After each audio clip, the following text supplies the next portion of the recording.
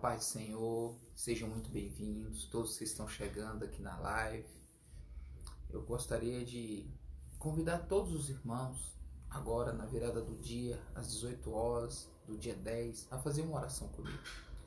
E aproveitando o momento, como hoje, nesse domingo, é o dia, das mães, então que Deus abençoe cada mãe, que o Senhor venha cuidar de cada um, dando cada uma delas, dando sabedoria, amor. Eu sei que muita gente, fruto de oração das mães, quantas mães têm joelhos marcados por madrugadas de oração. Então que Deus abençoe todas as mães que oram pelos seus próprios filhos, que ensinam, que educam. Que Deus abençoe, que o Senhor venha cuidar. E enquanto você vai entrando, eu gostaria de pedir para você agora colocar a mão no seu coração. Vamos orar para o início do culto. Oremos. Pai amado, meu Deus, querido, eu quero te louvar e te agradecer por mais um dia na tua presença, por mais um culto. Que o Senhor venha tomar cada pessoa que entra agora para assistir esse culto, participar desse culto, assistir essa palavra. Que o Senhor venha abençoar cada um, cada casa, cada lar, cada família.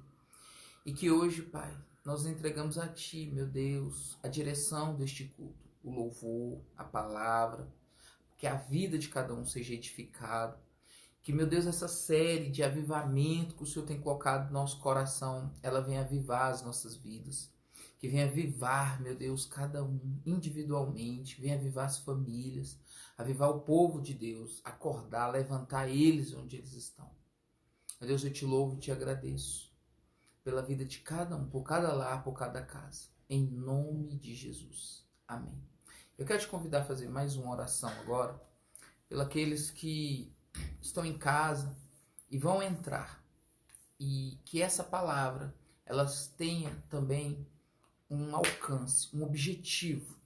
Assim como a Bíblia diz que a palavra de Deus é como um martelo que esmiuça a penha. Ele separa juntas e medula, alma e espírito, que seja eficiente para cada um que está entrando. Senhor, eu oro neste momento para que o Senhor venha de forma específica falar com cada um. Com cada um que precisa de uma palavra, que precisa de uma resposta, precisa de um milagre. Cada casa que precisa de uma intervenção divina. Que hoje a tua palavra ela seja como um martelo que esmiuça a penha. Que seja como, Senhor amado, a espada afiada que separa juntas e medulas, alma e espírito. Que ela seja eficaz, eficiente pelo aquilo que o Senhor propôs. Abençoa cada lar, cada casa, cada pessoa que entra. E abençoa o teu povo. Em nome de Jesus. Amém.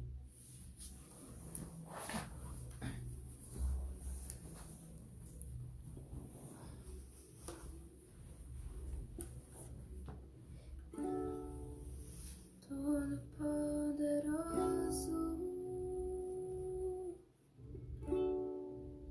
seja o centro do meu ser. Me toma em tuas mãos e mostra-me o teu reino.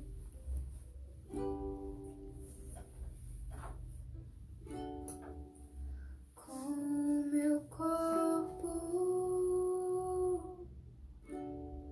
eu te glorificarei, te dou meu coração, faz nele a tua tenda,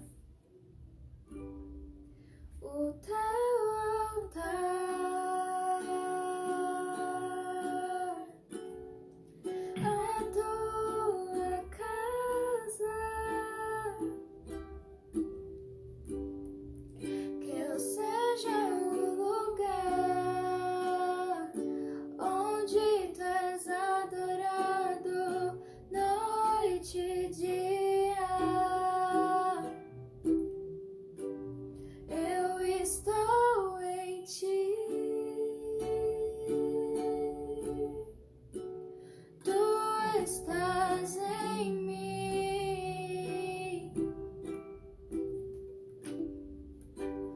Como foi no teu jardim, Senhor.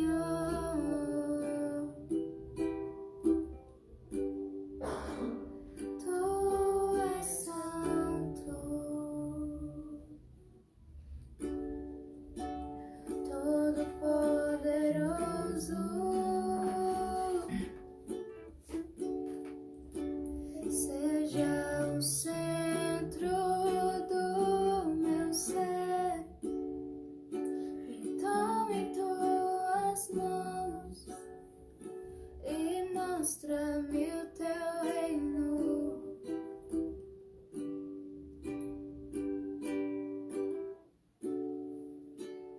Com meu corpo eu te glorificarei,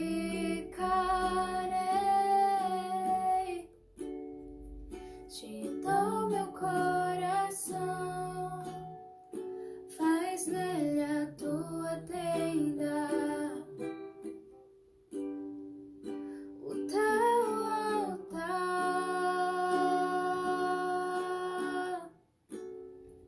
a tua casa, que eu seja o lugar onde tu és adorado noite e dia. Eu estou em ti, tu estás em mim.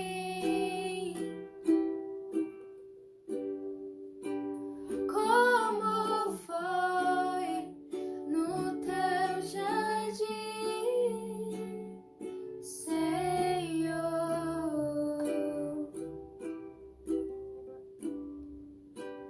Tu és santo, tu és santo, Deus. Tu és santo, tu és santo, Deus. No teu altar, a tua casa, que eu seja o lugar onde tu és adorado noite e dia. Eu estou em ti, tu estás em mim.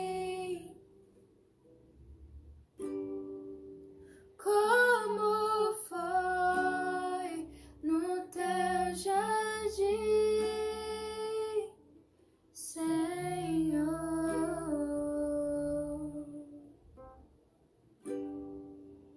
Tu és santo.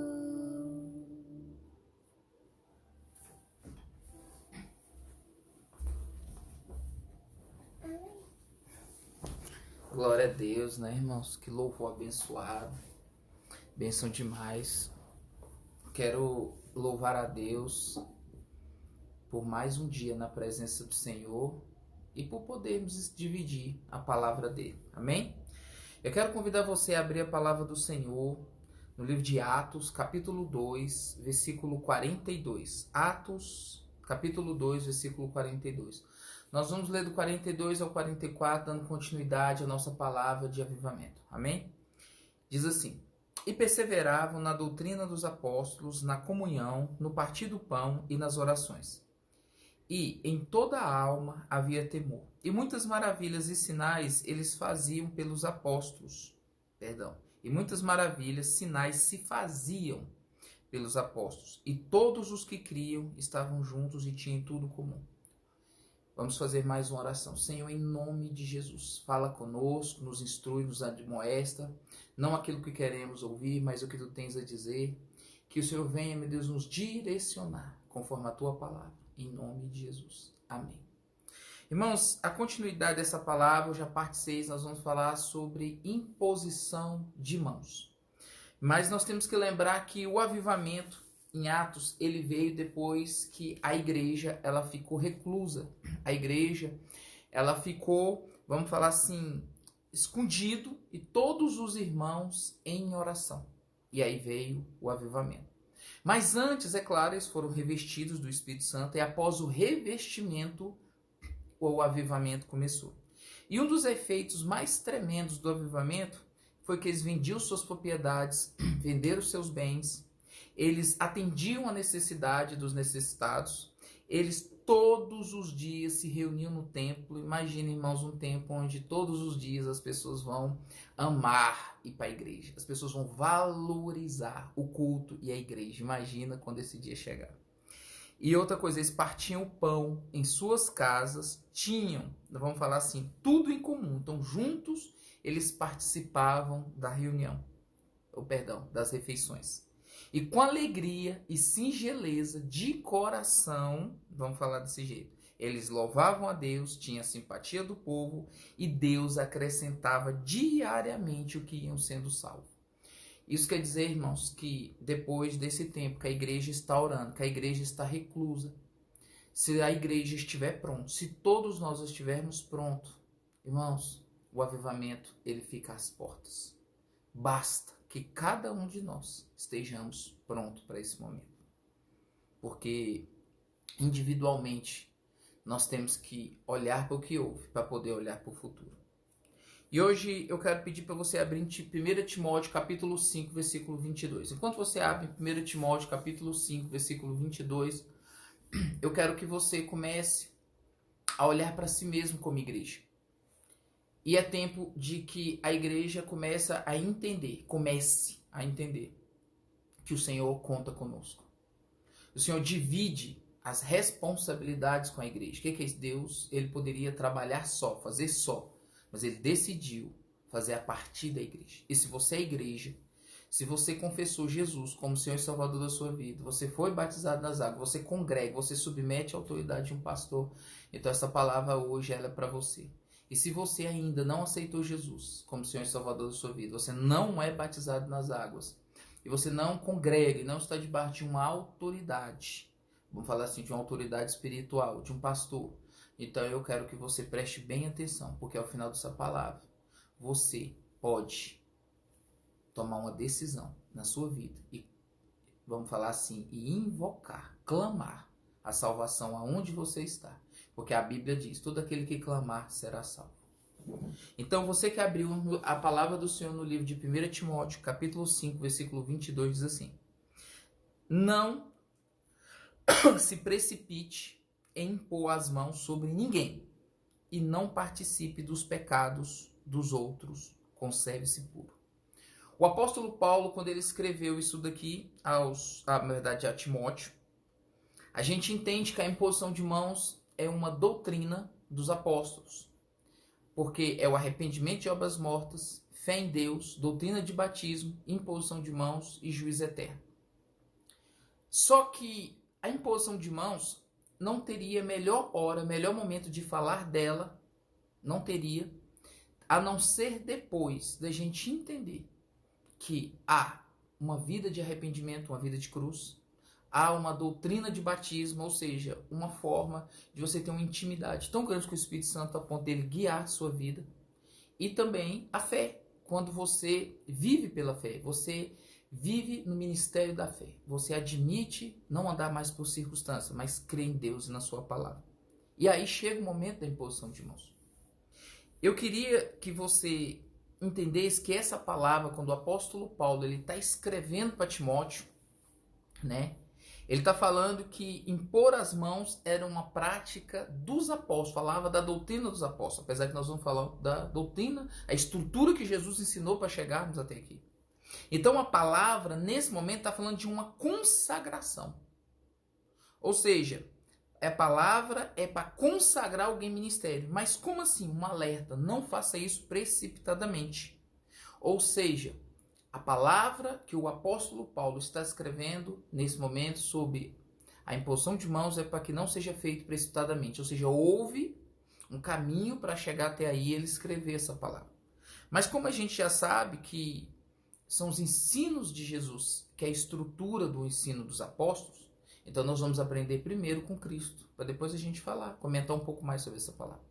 Então, novamente, eu quero convidar você a abrir a palavra do Senhor no livro de Mateus, capítulo 8, versículo 1. Vamos entender um pouco na estrutura, como Jesus, né, ele trouxe isso para a terra. Então, Mateus, capítulo 8, versículo 1. Enquanto você abre a palavra do Senhor, eu vou tomar uma água. Mateus, capítulo 8, versículo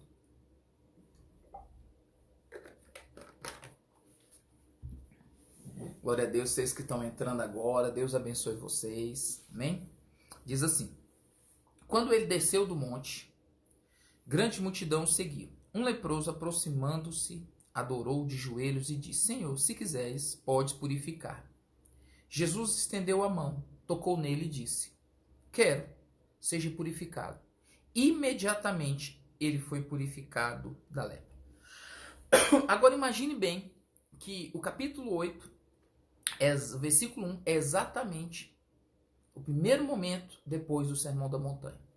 Então Jesus ele havia ensinado sobre arrependimento, ou seja, uma vida de cruz, uma vida de renúncia. Ele já tinha sido batizado no Espírito Santo, ele já era guiado pelo Espírito Santo de Deus. E a fé, ele já tinha ensinado sobre a fé. Alguém que vivia, andava e, vivia por fé. Era o ministério da fé na vida de Jesus. E chegou a hora onde que um leproso, todo coberto de lepra, se apresentou para ele, ajoelhou, podemos dizer até assim, adorou, mas ajoelhou e falou: se o Senhor quiser, eu pode me purificar. E aqui entra o momento mais tremendo no Novo Testamento, depois do Sermão da Montanha, é Jesus tocar no leproso. Aí a Bíblia fala que ele foi purificado imediatamente. Com quem? Com o toque de Jesus. O que isso quer dizer? Jesus transferiu para ele um crédito, eu vou dizer assim, um crédito pessoal de justiça para o leproso. Então, o que seria a lepra? A lepra é a maledicência do coração. Quando a gente estuda a história de Miriam, Miriam vai falar mal de Moisés. Ela foi inflamar, falar mal. A palavra é essa, ela usou de maledicência. Ela ficou toda leprosa. Então a lepra, ela é a maledicência do coração, é a maldade do coração sendo liberada pela língua. E as pessoas, elas são contaminadas pelo que falam, né? E é tão sério isso, porque a língua, ela pode mudar o destino daquela pessoa que está falando. Pode mudar o futuro, mas de forma negativa, não é de forma boa. Porque a língua, se ela não for bem usada, ela pode simplesmente, vamos falar assim, acabar com tudo. A Bíblia fala que é um fogo devorador. É um fogo que contamina todo o corpo. E quando Jesus toca naquele leproso, não importando os motivos, os porquês, é como se a justiça, a fé em exercício, ela alcançasse aquele leproso e ele fosse purificado. Então a gente começa a fazer uma análise muito boa, muito rápida agora para entender a questão da imposição de mãos, é o foco do Velho Testamento.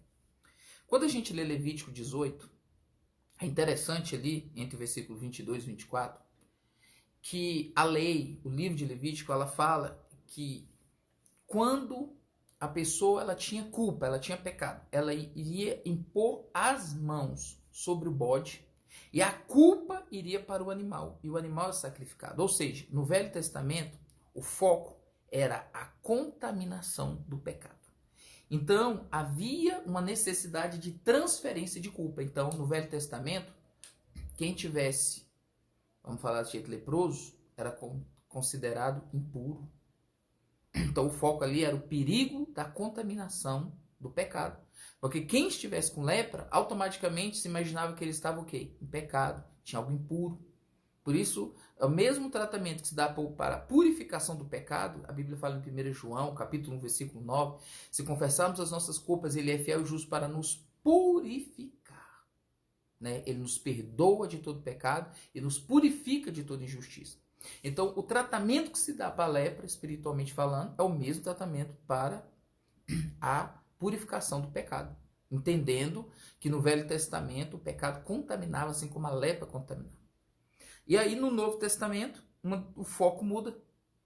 O foco muda completamente, porque agora a gente está falando de purificação de pecado. Perdão e purificação. Ou seja, é uma transferência de cura e bênção.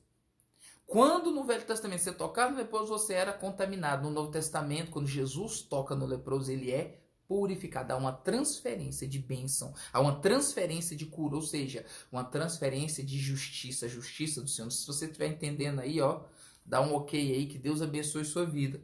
Ou seja, a fé é algo tão tremendo que Jesus não tinha ido ainda para a cruz. Jesus não tinha ido, mas ele já fazia milagres, curas, como se já tivesse conquistado na cruz. Ou seja, na cruz do Calvário, Jesus conquistou esse crédito, essa justiça, essa bênção para nós. Então, você precisa entender que na cruz, Jesus nos substituiu. Presta atenção, nós somos substituídos na cruz do Calvário. O crédito de justiça, o perdão dos nossos pecados, a purificação dos nossos pecados, Jesus conquistou isso na cruz. Então, enquanto o Velho Testamento, o foco era a contaminação, no Novo Testamento, o foco é a purificação, pois Jesus tocou. Agora, se você entendeu isso, nós podemos falar sobre imposição de mãos.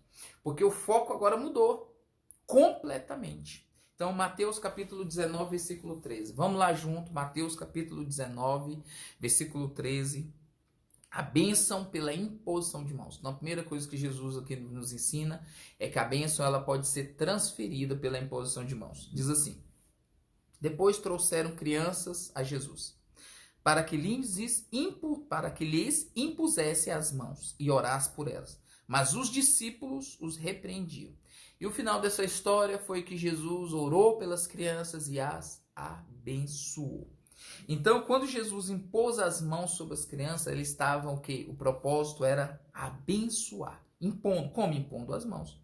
Então, impor as mãos é fé em exercício. Se você tem uma vida de cruz, uma vida de arrependimento, uma vida de renúncia.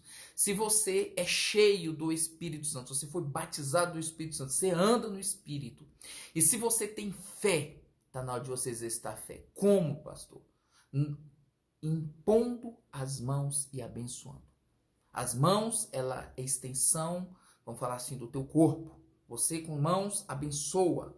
E aqui é a fé em exercício, ou seja, é a bondade de Deus e a sua justiça sendo transferida através de quem? De Jesus. Jesus estava sendo usado por Deus. A justiça, tudo aquilo que Jesus tinha em si, estava sendo passado, transferido. É interessante que antes da lei, antes mesmo de Moisés, existe um momento que Jacó, ele vai abençoar. A palavra é essa, abençoar os filhos de José, Efraim e Manassés. E ele abençoa, colocando as mãos sobre a cabeça deles, ou seja, com imposição de mãos. A imposição de mãos já era exercida e utilizada antes mesmo da lei.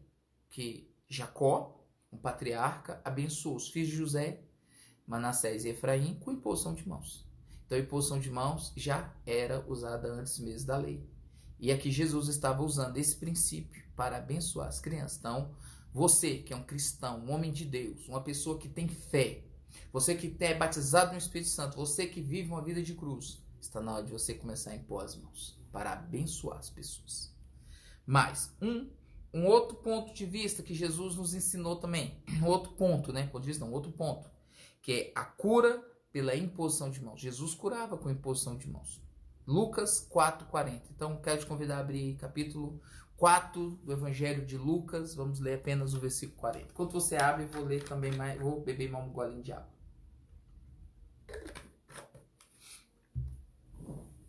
Glória a Deus pela sua vida, que está tendo essa, vamos falar assim, recebendo essa palavra da imposição de mãos, porque aqui é o momento onde a gente começa a reunir tudo aquilo que a gente tem, que está em nós, e começamos a compartilhar. Então vamos lá. Lucas 4:40 diz assim: ao pôr do sol, o povo trouxe a Jesus todos os que tinham vários tipos de doenças. Ele os curou, impondo a mão sobre cada um deles. Esse versículo é interessante, que a Bíblia fala assim, que Jesus deixou de curar alguém, que Jesus ele ficou cansado, ele não curou, ou ele não orou, não. A Bíblia fala que foram vários tipos de moléstia, ele os curou, impondo as mãos sobre cada um deles. Isso quer dizer que houve cura através da imposição de mãos e foi sobre cada um, trabalhador da seara. Tremendo, né, irmãos? Então Jesus curou os doentes impondo as mãos. Talvez você impõe as mãos na hora de expulsar demônio. Não há doutrina para expulsar demônio com imposição de mãos. Demônio, você dá uma ordem, Satanás sai em nome de Jesus. Você expulsa o nome de Jesus. Quem expulsa é o Espírito Santo. A palavra tem que ser liberada. Agora, a imposição de mãos é para curar. A imposição de mão é para transferir a bênção. Tem gente que, às vezes, né? Não estou falando que não possa haver eficiência, mas há eficiência na palavra. Agora, a imposição de mãos é para transferir. E aqui, no caso, a cura estava em Jesus como uma unção, como uma bênção. Então, essa cura, ela foi passada para a imposição de mãos. Eu não sei se você entende, mas é como se a cabeça fosse um elemento receptor e a mão como elemento transmissor, espiritualmente falando. E aí, o milagre acontece. Tem um momento na Bíblia que Jesus está pregando no templo, é um dia de sábado, e a Bíblia fala que entra uma mulher encurvada.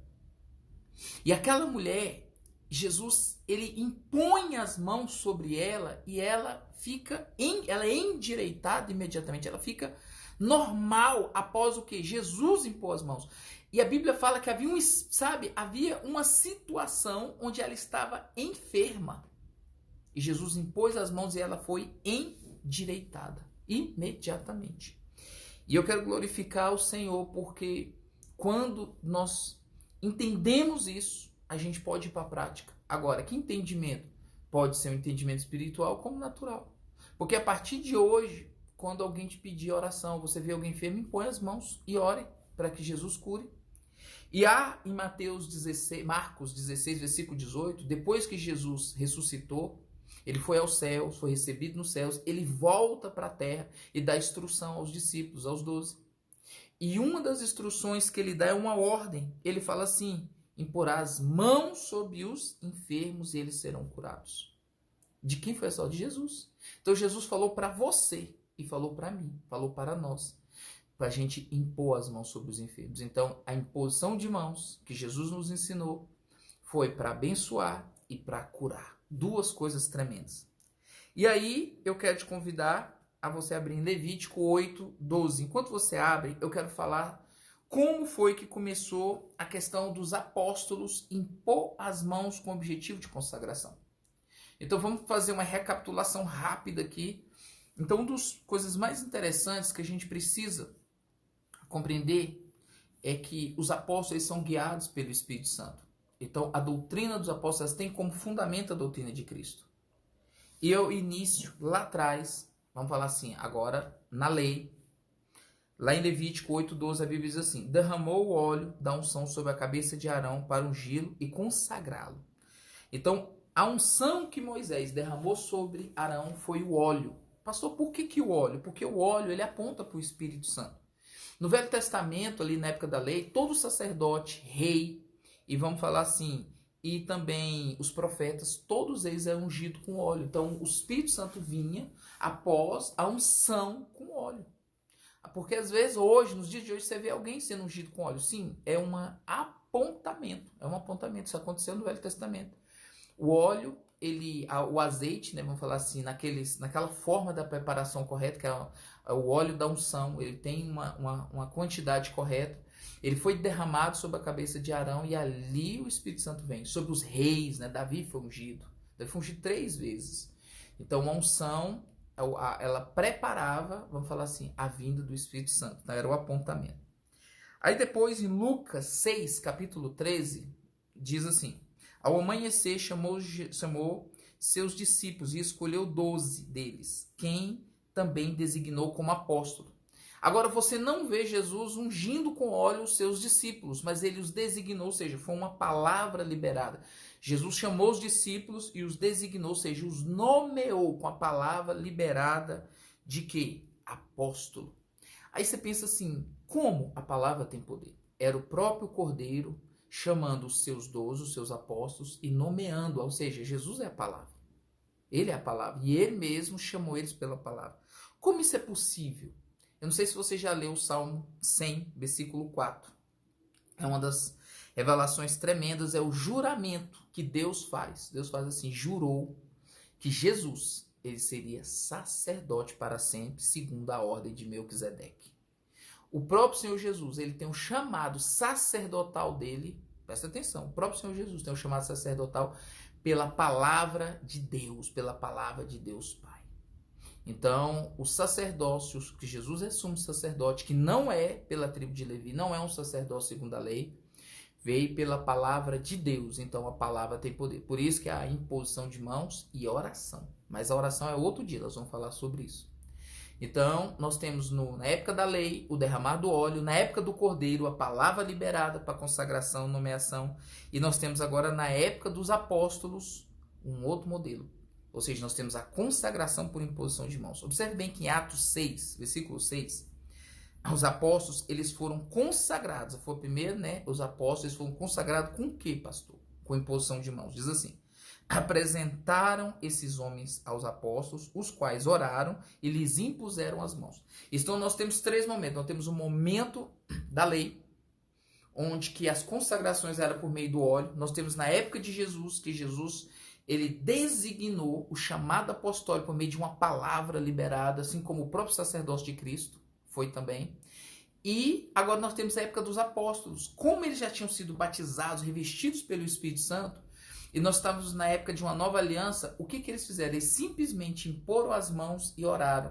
Isso falava de uma transferência de unção, autoridade e poder. Então, novamente, nós entendemos que a cabeça é como um canal receptor e as mãos como um canal transmissor.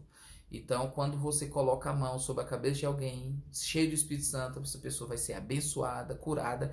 E se ela foi separada com um propósito, igual Paulo e Barnabé? Paulo e Barnabé, a Bíblia fala, lá em Atos 13, que eles foram diferente dos 12 do Cordeiro, diferente dos 12 apóstolos de Jesus que foram nomeados. Paulo e Barnabé, eles foram separados para o ministério apostólico por meio de imposição de mãos e oração dos apóstolos. Observe bem que os 12 do Cordeiro foram só nomeados, ou seja, a palavra tem poder. Mas na época dos apóstolos, eles foram, vamos assim, eles foram nomeados, ou seja, ordenados com imposição de mãos e com oração. Você que está entendendo aí, faz assim, Deus abençoa, dê um ok aí, para a gente entender que hoje, se você foi chamado, consagrado, impor as mãos e derramar o óleo sobre a sua vida, acredite em mim, meu irmão, a unção e o chamado de Deus já é presente na sua vida. E eu quero dizer que a imposição de mãos, ela compartilha a unção do Espírito Santo. O que isso quer dizer? A única bondade que há dentro do ser humano é o Espírito Santo. Guarde isso que eu estou falando para vocês. Eu sei que você está em casa agora, você está pensando, o homem em si mesmo, ele não é bom. Deus, pessoalmente, ele fala no capítulo 8 de Gênesis, ele chega para Noé e diz assim, o homem, desde a sua infância, ele tem o coração voltado para o mal. Ou seja, ninguém é bom em si mesmo. A única parte boa que tem em nós é o Espírito Santo. Então, quando nós somos batizados com o Espírito Santo, quando Deus faz morada em nós, é isso que é a bondade de Deus dentro de nós. Então, ninguém pode fazer nada de bom se não vier de Deus. A bondade, toda bondade vem de quem? Do Pai das Luzes, onde não há sombra de variação. E quando o Senhor habita em nós, há uma vontade natural em nós de fazer o bem. Porque o coração do homem, do ser humano, ele é inclinado para o mal, desde a sua infância. E aí eu faço uma pergunta, como nós podemos participar dos pecados dos outros? Porque aqui começou a palavra. O apóstolo Paulo falou, olha, não seja precipitado, ou seja, não se precipite em pôr as mãos sobre ninguém, não participe dos seus pecados. E eu pergunto, como nós podemos participar dos pecados de alguém? Impondo precipitadamente as mãos sobre uma pessoa, ou seja, ungindo. E eu quero, em particular, falar do ministério do diaconado, dos diáconos. Vou usar o exemplo, porque foi o exemplo que nós estamos usando, que os diáconos, eles foram com imposição de mãos e com oração dos apóstolos, eles foram ali, consagrados dessa forma.